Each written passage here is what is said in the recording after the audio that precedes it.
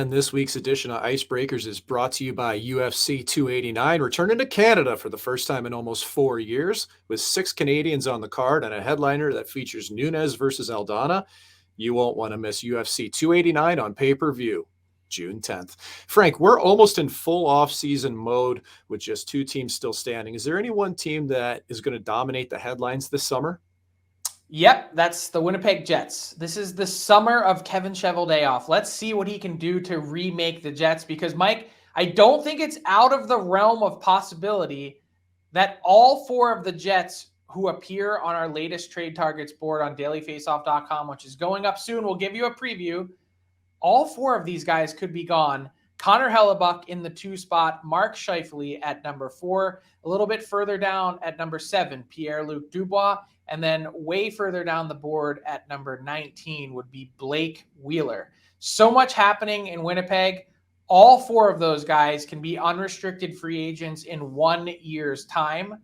And with regards to Pierre-Luc Dubois specifically, he's, of course, an RFA with just 1 more year remaining to UFA status. So this is the team to watch. There's no other team quite as fascinating when it comes to the caliber of talent available, specifically with regards to Connor Hellebuyck, which I know you touched on him earlier this week, talking about his trade value and the significance for one of the most consistently excellent goaltenders in the NHL. You look at this year that he had, Mike, some would say it was even more impressive than the Vezina season that he had a few years back in 2019-20. His numbers are right sort of on par with that.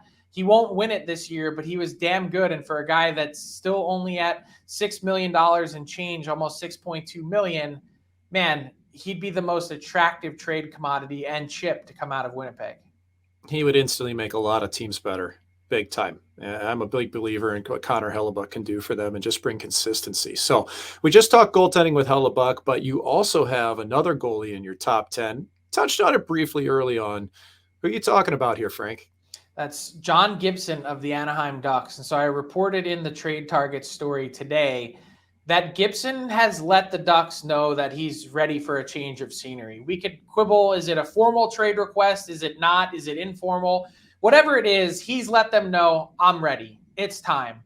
And with 4 seasons left at $6.4 million, that might be difficult. You were just mentioning you don't love his technical game, and he's also coming off of statistically the worst season of his career with the Ducks. What's fascinating about that .899 save percentage, Mike, though, on one of the worst teams in the league, actually the worst team in the league, was that .899 was exactly league average this year in terms of save percentage. His numbers, as you can see, his career, .912 save percentage. It's incredibly impressive. Someone that hasn't played with a good team in front of him for a number of years now and has dealt with a lot of frustration and, to the point of the Ducks, a really poor defensive unit in front of him, that he's ready to go. Now, the question is, Mike, the Ducks were asking for a haul this time last year. They wanted a ton for John Gibson. With that commitment remaining, I'm wondering if they're willing to shave that AAV down a little bit, closer to $5 million. How many teams would be willing to take a gamble on John Gibson at that point? 4 years times $5 million. Sounds like a really reasonable free agent contract for a guy that's still south of 30, but you seem to indicate you don't really like his game. Yeah, I don't at all. I haven't seen any updates to John Gibson's game in the last half decade, and there needs to be. So I would not take that gamble. Even at $5 million, it's a complete reclamation project in my eyes. But he does still have, at least in general manager's eyes, Frank, they all think he still has that game-changing ability. Yeah. So they're hanging on to the past memory of what he's done.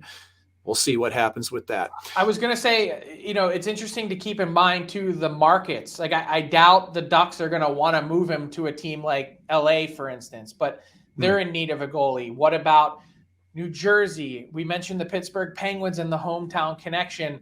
The Carolina Hurricanes have their guys that are up and free agents this summer. Like, there's a lot of different options out there for some contending teams to maybe add someone like John Gibson. So the goaltending market, the carousel spins every year, Mike. This one with Hellebuyck, Gibson, some others out there, it's a pretty juicy year to go out and get a goalie. It is. I'm curious to see how much they'll get on the market if they do trade them. Historically, goalies just don't get a lot, man. So, all right, to wrap this thing up, who's another team that you got your eye on over the next few weeks? Another team that I have my eye on over the next few weeks is the LA Kings. They're a team that I think they're going to be sneaky aggressive in terms of trying to improve their team. They're hungry to win. They believe they're right in the competitive window to do it. And when you look at their depth chart, it's actually the defense unit that really is of intrigue because they've got far too many right shot defensemen. You see Sean Durzi here. He's on the left side, but he's actually a right shot guy that I think they'd like to give more ice time to. You can underline it with a Sharpie. You can write it in. They are 100% trading a right shot defenseman this summer, whether it's Matt Roy, Sean Walker, go down to their farm team.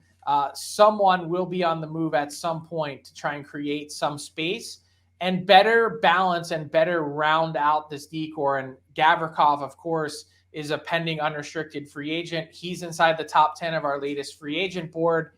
Someone that I think the Kings have engaged in preliminary talks with. There were some rumblings like 3-4 weeks ago that they may have been getting close on a deal. I think that's cooled off a lot of late. So the Kings, sneaky aggressive. They think they can be among the very class of the West next season. Oh, there we go. Big old Billy guarantee on it that they're going to move a right shot defenseman. I agree with you, Frank. Great job as always. Remember, this week's edition of Icebreakers is brought to you by UFC 289, returning to Canada. First time in 4 years, folks. 6 Canadians on the card. You got Nunes versus Aldana. That's on pay-per-view, June 10th, UFC 289. That'll do it for this week's Icebreakers.